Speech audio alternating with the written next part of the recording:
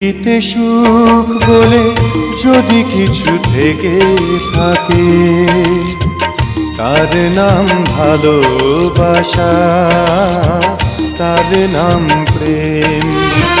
জ্বলে পুড়ে মরার মাঝে যদি কোনো সুখ থাকে, তার নাম ভালোবাসা।